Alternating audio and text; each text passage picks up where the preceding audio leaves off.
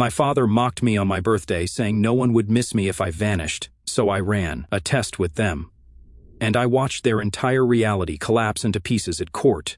My name's Aaron, I'm 29. I'm the one everyone in my family used to call the reliable one. You know the type, the guy who always shows up, picks up the slack, covers the bill. When someone forgets their wallet and fixes the messes no one else wants to touch. For a long time, I wore that label like a badge of honor. I thought being dependable was a good thing. But somewhere along the way, that reliability turned into expectation, then obligation, then something uglier. It became a leash. It all came to a head on my birthday last year, my 29th. It was nothing big, just a casual family dinner at my parents' house. Mom made her usual lasagna. My sister brought her 2 kids and pretended they didn't exist while they ran wild. My brother, Nate, rolled in late with the usual air of smugness and a bottle of wine he probably took from a client. Classic Nate move. He's 4 years younger than me, and somehow still treated like the golden child, despite holding a revolving door of jobs and a bank account that never had more than 3 digits. Meanwhile, I had a stable job in IT, owned my condo, paid off my car, and, here's the kicker, was covering most of my parents' bills quietly for the past 3 years. They never asked directly. It started with a just for this month sweetheart moment after Dad's business hit a rough patch. Then came the mortgage, then the utilities. Then suddenly, I was the one paying for repairs, groceries, and even covering for Nate when he messed up again. I did it quietly because I thought I was helping, because I thought, well, someone has to step up. That night, though, something cracked. The dinner started fine, if a bit tense, like always. My mom fussed over Nate's tie, he hadn't even worn one, while Dad made one. Of his usual jabs about how I was still single because I worked too much. I laughed it off, like I always do. Then came the cake. It was store-bought, but whatever. They sang happy birthday half-heartedly, mostly out of tune, but I smiled anyway. Then Dad raised his glass and said, "To Aaron, may he never disappear, or we'd have no one left to fix our messes." The table chuckled. Then he added it, the line that still echoes in my head. "If you disappeared tomorrow, no one would miss you." The words hit me like a slap, but it was the reaction that gutted me. Nate laughed. Mom didn't say a word, just smiled and nodded like it was some sort of joke she'd heard before. My niece asked what disappeared meant, and no one even blinked. I stared at them, my own family. These people I had spent the last several years supporting emotionally, financially, and mentally, and they were laughing, like I was a joke, like I didn't matter. I excused myself quietly and left the house before anyone noticed I hadn't cut the cake.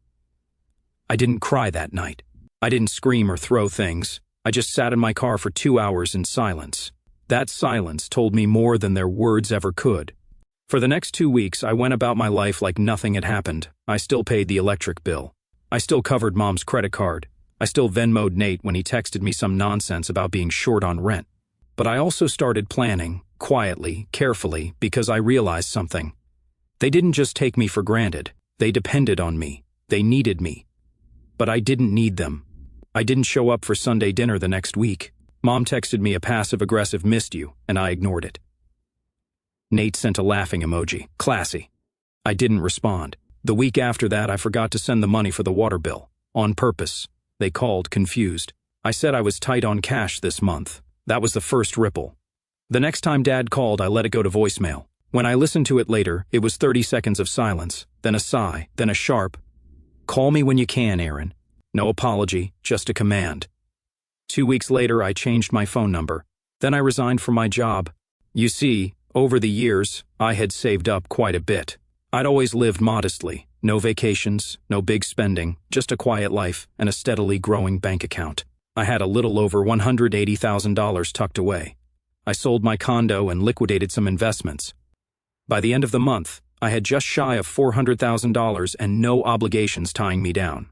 I found a place out west, a small town I'd visited once on a solo hiking trip, peaceful, quiet, isolated. I packed up, signed a lease under a new name, and vanished. No goodbye, no note, just gone. I cut off every digital footprint they could trace. I deleted my socials, closed my old email, canceled every account tied to the bills, and I watched, not out of malice, okay, maybe a little, but mostly out of curiosity. I wanted to see how long it would take before they noticed the world they leaned on had been built on my shoulders. The first sign came about 3 weeks later when Mom called my old job and found out I had resigned. Then came a string of desperate emails to my old address, subject lines like "please call," "urgent," and "we're worried." I didn't read most of them, then came Nate. He actually found one of my old college friends and messaged him to ask if I was okay, told him I'd gone silent and that the family was concerned. My friend knew better. He told him I was fine, just busy. The desperation ramped up fast. The mortgage didn't get paid. The utilities were cut. Dad's pride wouldn't let him admit anything to the extended family, so they just told everyone I was traveling for work. In reality, they were drowning. Nate had no money to cover their losses. Mom's credit card started bouncing. Dad had a minor health scare, and they couldn't afford the medical bills. For the first time, they had to ask for help from the very relatives they'd spent years quietly judging. And I spent my mornings sipping coffee on a porch that overlooked mountains. I went on long walks. I read books. I breathed for the first time in a decade. But that peace wouldn't last forever because about a month later something happened. Something that pulled me right back into their orbit, whether I wanted it or not. It started with a knock on my new door. Standing there was someone I never expected to see. It was my cousin, Jenna. Before I explain how she found me, let me back up.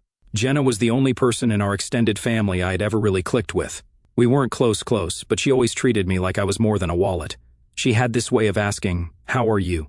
That made you believe she actually wanted to know. But we hadn't talked much in years. She moved to Oregon for grad school, got married, had a kid, and lived her life. So, when she showed up on my doorstep in the middle of nowhere, I didn't know whether to be alarmed or weirdly touched. She looked exhausted. Not physically, more like the kind of emotional tired that clings to your bones. "Aaron," she said, stepping back like she wasn't even sure I'd let her in. "I'm sorry to show up like this." I didn't know where else to go. I blinked. "Jenna, how did you—" "I didn't," she admitted. "Not really. But I remembered you talking about this town years ago when you visited." I made a guess. Called every rental property in the area for 2 weeks until someone mentioned a quiet guy who paid a year's rent up front in cash. I almost laughed. Almost. But her expression stopped me. This wasn't just a casual visit. "What's going on?" I asked, stepping aside so she could come in. She walked in slowly, looking around like the place was too peaceful for what she was about to say. We sat. I offered tea. She didn't touch it. "They're losing everything," she said finally. "Your parents, Nate, the house is in foreclosure. Utilities were shut off last week. Your dad had some kind of panic attack, refused to go to the hospital because they couldn't afford it. Nate tried to pawn your old gaming PC. They're a mess." I didn't say anything. "They told everyone you had a breakdown," she added, "that you just snapped, disappeared, that they're worried sick." I almost laughed again, but it came out dry and bitter. "Of course they are. No one left to pay for their mistakes." Jenna didn't argue. She didn't defend them. "That's why I let her stay." She just nodded slowly and said, "I figured that's what happened." I sat with that silence for a long moment before I finally asked, "Why are you really here, Jenna?" She looked up at me, and for the first time, I saw something behind the calm, a flicker of uncertainty, because they're scared and because part of me hoped you'd want to know. I didn't respond. She leaned forward slightly, as if trying to meet me halfway. "Aaron, I'm not asking you to fix it. God knows they don't deserve that. But I thought you should hear it from someone who isn't expecting anything." That's when she handed me the envelope. It was addressed to me in my mom's handwriting, the same handwriting that used to label my school lunch bags and birthday cards when I was a kid. The sight of it made my stomach twist. I didn't open it. Jenna stayed the night in the guest room. She didn't push me to read it, and I didn't offer to talk. In the morning, she left quietly, thanking me for the bed and for not slamming the door in her face. After she left, I sat with that envelope for hours.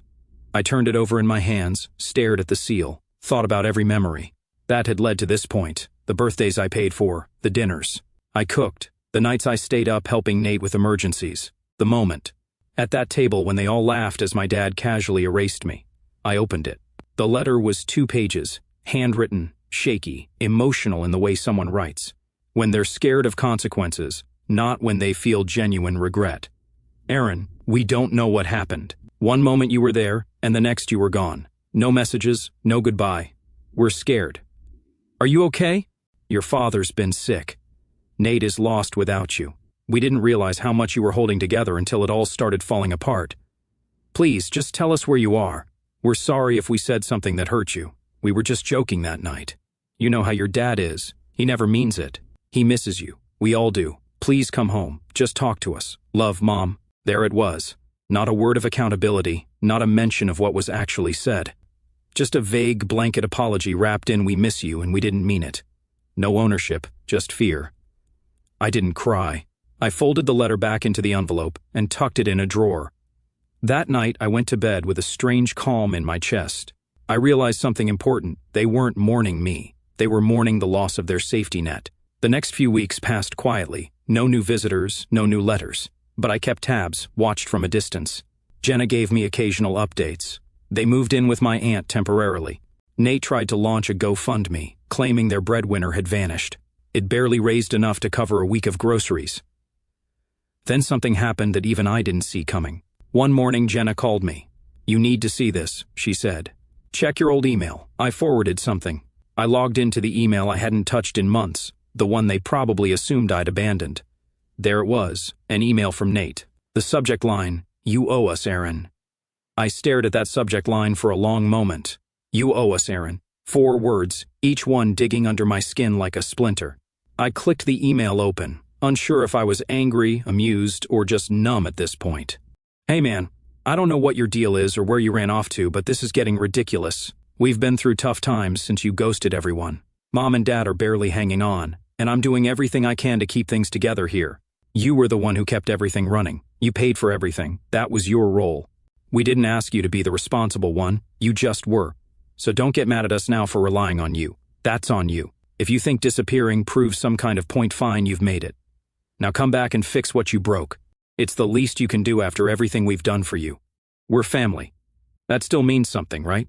Nate, I reread that last line. We're family. That still means something, right? Something about it made me laugh out loud. A dry, hollow kind of laugh that echoed through the walls of my quiet little cabin. They still didn't get it. They genuinely believed they were the victims here, that I'd somehow wronged them by no longer financing their lives. I didn't reply. Instead, I saved the email in a folder titled Delusions, shut the laptop, and went for a walk. The trails behind the cabin were peaceful that time of day, golden sunlight breaking through. The trees, birdsong in the background, the faint crunch of leaves under my boots. I breathed in the quiet, the kind of quiet I'd never known growing up in a house filled with constant noise, complaints, demands, shouting, and the never-ending echo of "Aaron will handle it." As I walked, I kept turning over Nate's email in my mind, the tone, the entitlement, the way he twisted. My disappearance into betrayal, like I had some duty stamped on my forehead the day I was born. That was your role. It rang in my ears like a bell I couldn't unring. No, not anymore. But even as I tried to shake it off, I knew deep down that something was shifting. The game was changing. They were no longer just confused and scrambling. They were angry. Desperation mixed with entitlement. That's a dangerous cocktail. Over the next few days, the emails kept coming, not just from Nate. My mother sent a long one titled, "Please think about the family." It was full of vague guilt trips, references to my childhood. Lines like, "Remember how? We always supported your science fairs and this family's been through enough already." I didn't delete it. I archived it with the others. Then came the letter from my dad.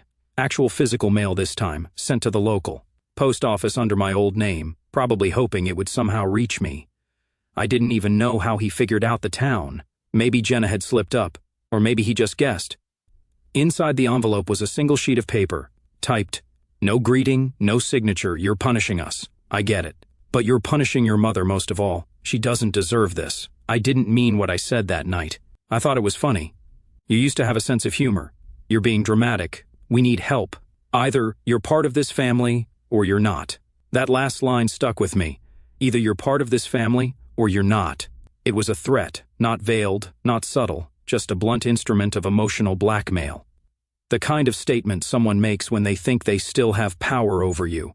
But they didn't, because I wasn't that same version of Aaron anymore. Still, part of me kept waiting for the next move, and it came sooner than expected. I was out for groceries when I noticed someone following me. It wasn't anything obvious at first, just a man lingering a little too long in each aisle I visited. I'd never seen him before. A wiry guy in his late 30s, buzz-cut, bland clothing. The kind of forgettable face you'd walk past a dozen times and never clock. But the third time I turned down a row and saw him there, staring at cereal. He clearly wasn't buying. The hair on the back of my neck stood up. I paid in cash, left quickly, took a different route home, and didn't go straight to the cabin. I doubled back, checked for tails, old habits from a paranoid uncle who used to be in the service. I never thought I'd need them. Eventually, I made it back, locked the doors and sat down, heart pounding just a little harder than I wanted to admit. That night, I checked all my security cams. Nothing out of the ordinary, but I changed my passwords again, shut off the main Wi-Fi, and moved money into a different account. Something was coming. I could feel it.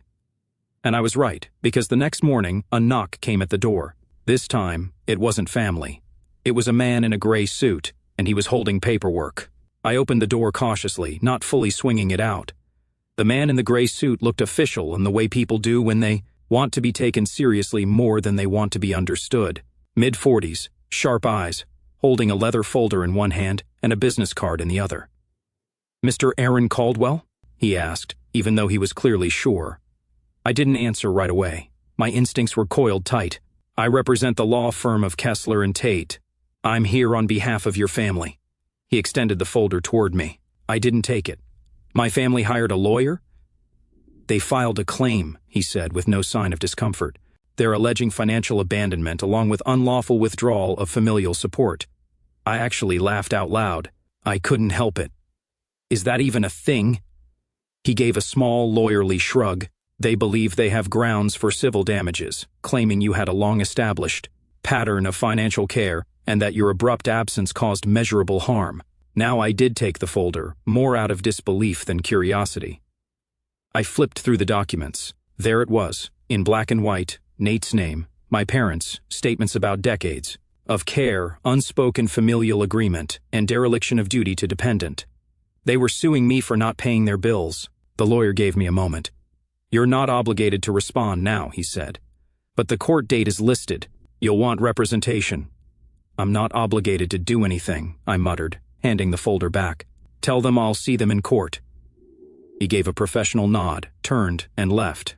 I stood there for a while, motionless, the morning wind curling around me like a warning. So this was their endgame, not a conversation, not an apology, litigation. I knew then that this had to end. Not just legally, not just with a counter-lawsuit, completely. They had shown me who they were, who they'd always been. And now they were giving me the gift of clarity. I'd spent most of my adult life believing that love meant sacrifice, that family meant endurance. But they had made it clear to them, love meant control, and family meant obedience. And I was done. I didn't waste time. I hired a lawyer of my own, a sharp, no-nonsense woman with a background in family law and a distaste for emotional blackmail.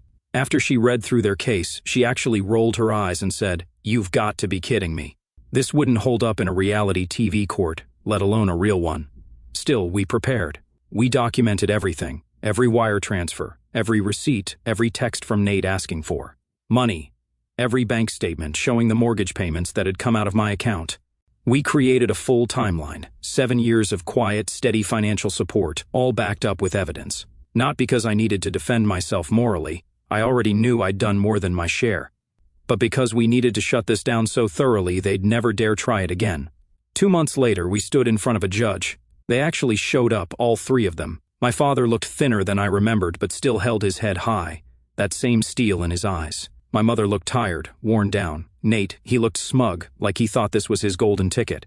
I wondered if he was already mentally spending whatever payout he thought was coming. The courtroom was quiet as the judge leafed through the case file, then stood.